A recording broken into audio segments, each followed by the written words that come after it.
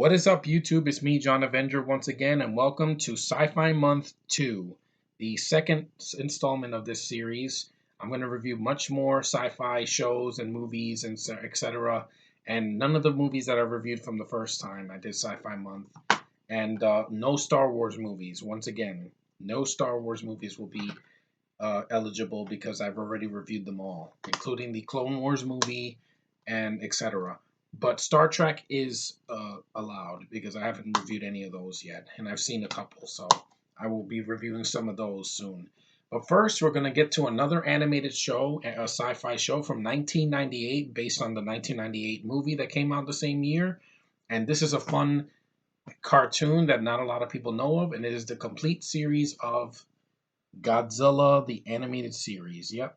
This is a really fun cartoon. Like, I watched this right after I saw the first movie, the remake of Godzilla, and I really fell in love with it because it's basically the Godzilla we wanted after the first, the movie, the creature. It starts off with the ending of the remake, which, spoiler alert, Godzilla dies on the Brooklyn Bridge, and they explain this and this and that, and then there's another egg. Like, if you saw the ending of the remake, there's an egg that hatches at the end, and it becomes this Godzilla, and it basically fights other monsters. So it's pretty cool. It reminds me of the kaiju films from back in the day that I watched as a kid.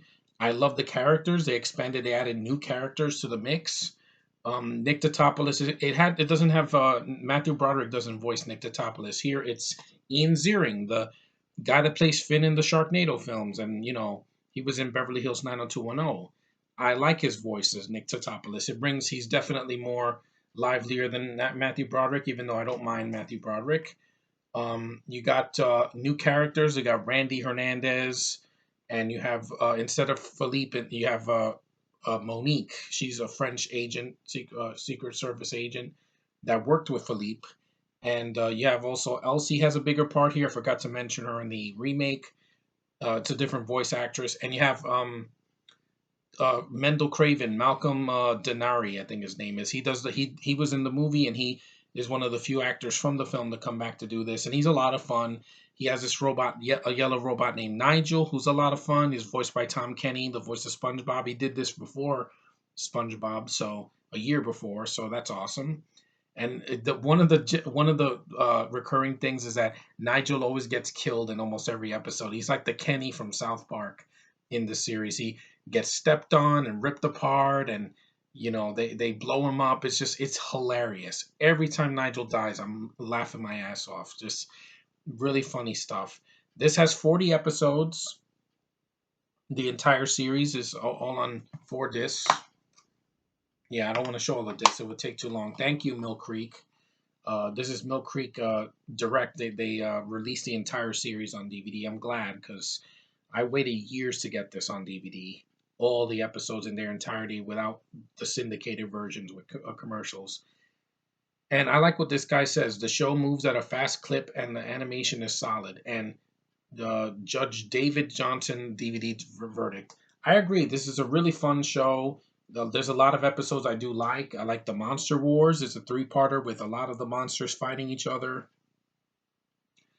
I like the episode with the Crackler, which is an episode where a guy is making a monster in his mind.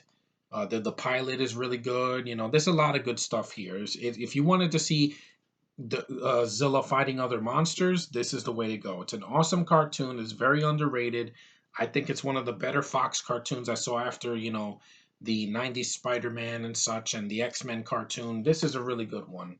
I think that they didn't give it a fair shake, later on when it was on syndicated because they gave it a bad spot and it didn't last on TV very long. But 40 episodes on 4 discs. It's a lot of fun, a lot of entertainment value.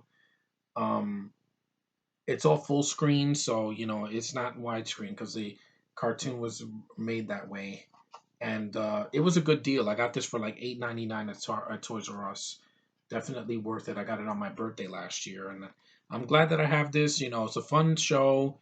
I really enjoy the remake. I'm sorry if people are offended, but I love this because if we didn't get that remake, we'd have never gotten this cartoon. And this wasn't a cartoon that flopped and had one season. This had 2 seasons, but I believe 2 or 3 seasons, and it had 40 episodes. Some shows nowadays don't even get 30 episodes. So this was pretty cool. I'm glad I got this, and the finale was great. I'm not going to spoil anything if you haven't seen it. And if you haven't seen this cartoon, get your hands, get your a copy of this and enjoy it because it's fun and it's better than the '70s cartoon with Godzuki. That's stupid. This at least is taken more seriously, and it's fun, funny, great animation, good voice cast, and a lot of fun monster action. So I would highly recommend the Godzilla the TV series from 1998, and it's fun. And while they changed some stuff, they still kept the continuity from the film, and I had a ball watching it again. Good memories from my teen years. So thanks for liking, thanks for subscribing, thanks for commenting, guys. You guys are awesome.